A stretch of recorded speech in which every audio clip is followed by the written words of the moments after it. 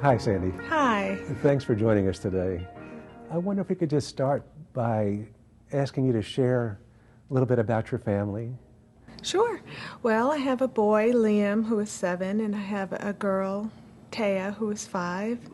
Um, Liam is a very exuberant child, very high energy. He's a lot of boy. And then there's Taya, who's the opposite. She's quiet and shy, and so you got the very loud, exuberant child, and then the quiet, shy child. So Which of those two children do you think are probably more at risk at smoking someday? well, I've got to say Liam because it's very important for him to fit in and have a lot of friends. So I'm worried about the peer pressure part of it. I think he'd do anything to go along with his friends and fit in. You're actually right. There's a right and wrong answer to that question. Oh, good. Kids that tend to be more outgoing, to be more full of energy, they tend to be at a higher risk for getting involved with tobacco later on. So it's really important with both your kids because nobody is immune to smoking. I mean, everybody's at risk because, 25% of teenagers still wind up smoking. So Right. everybody, there's some risk, even though some are more at risk than others. But it's particularly important with Lem that you help him understand how important it is at an early age to stay healthy, and that includes not smoking. Right.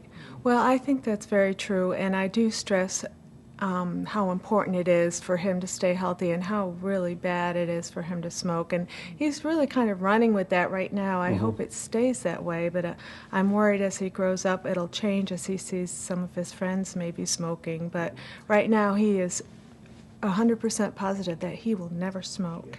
That's a real good insight on your part, though, that just because he's 100% against it now doesn't mean that later, he won't change his mind. Right, So you've that's got to what I'm keep afraid of. reinforcing that message. It's talk early and talk often. If you get to the point in a relationship between parents and kids that there's a lot of rebellion, a lot of conflict, or what you can call a power struggle, where you're pushing and they're pushing and you'll do it my way, no, I won't, Right. then they become more at risk of smoking because in their mind, I'm not going to let you run my life.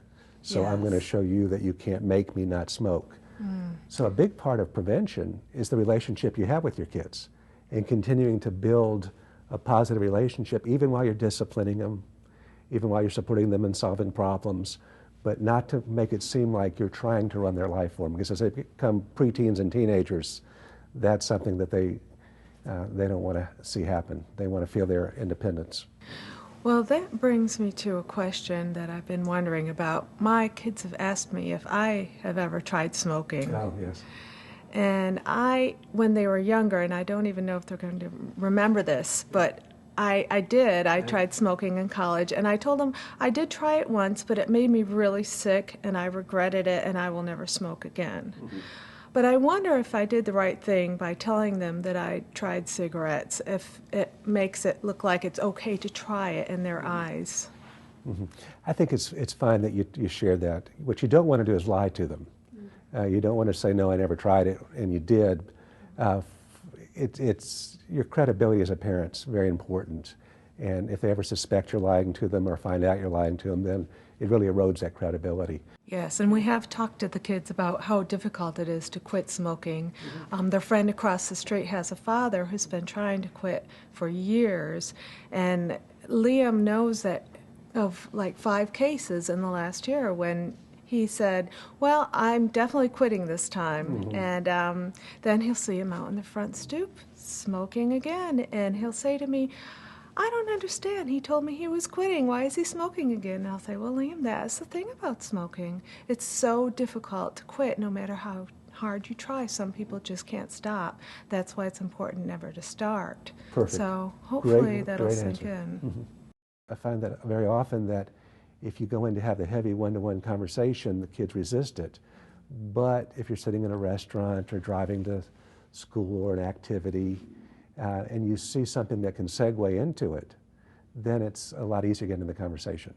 Yes, and it is important to talk to them when they are in a listening mode, when they're ready to talk to you about it, rather than them talking about it for 5 minutes and then talking about the video game that they're playing.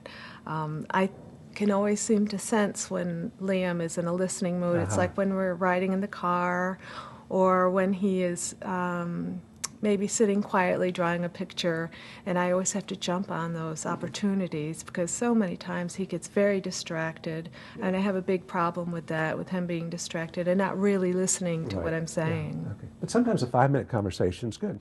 You know, good. The short talks are helpful too. Sandy, thanks so much for coming in and talking with us today. You've got some great ideas, and I think your kids are going to really benefit from that. Oh, thank you so much. I've enjoyed it.